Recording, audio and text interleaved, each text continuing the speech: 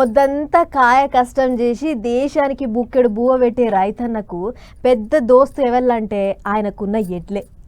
దినం కడుపు నిండా తిండి పెట్టి ఏ అరకనో బండో కట్టి అల్లిస్తుంటే రైతుకు కావాల్సిన పనులన్నీ చేసి పెడుతుంటాయి. అందుకే ఆ ఎడ్లను దేవుళ్ళ లెక్క కొలిచే పండుగ కొమురం భీం జిల్లాలో అవ్వల్దార్ అయ్యింది.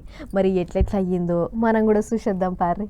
ఎడ్లకు మంచిగా తానాలు చేపించి కొమ్ములకు పూలు, నొస్టికి గవల పట్టీలు, మెడల గజ్జల పట్టీలు, బాషింగాల సొంటి టిక్లీలు, మోపురం మీద ఊపిరి బుగ్గలు పెట్టి రెడీ చేసిరు చూడుర్రి. గిదే ఆ ఎడ్ల పండుగ. ప్రతేడు శ్రావణ మాసంలో అవుతుంది. పొలాల అమాస అని పిలిచే ఈ పండుగ రాష్ట్ర సర్కార్ ఆధ్వర్యంలో ఆదిలాబాద్ జిల్లా తాంసీల మా జోరుగయ్యింది. ఎడ్లను పరమశివుని లెక్క తలిచి కొలుస్తారు కాబట్టి ఈ పొలాల అమాస పండుగ అంటే అక్కడి రైతులకు ఎంతో ఇష్టమట.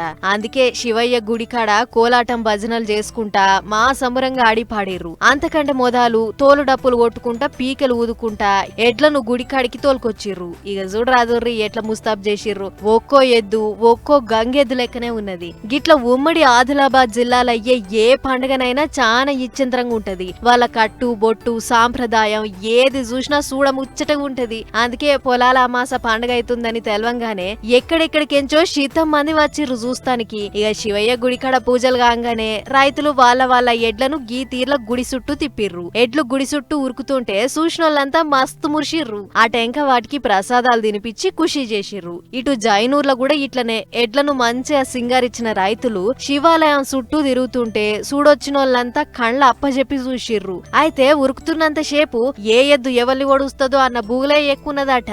ఆయన కూడా ఎక్కడేం లొల్లి పంచాదులు కొట్లాటలు లేకుండా నిమ్మలంగానే వడిచిపోయింది. ఏదేమైనా రైతు దోస్తులైన ఎడ్లకు కూడా గింత మంచిగా పండుగ చేసిర్రంటే ఇది కూడా ఒక సాంప్రదాయమే అని అనుకుంటుర్రు గీ ముచ్చట చూసిన పబ్లిక్.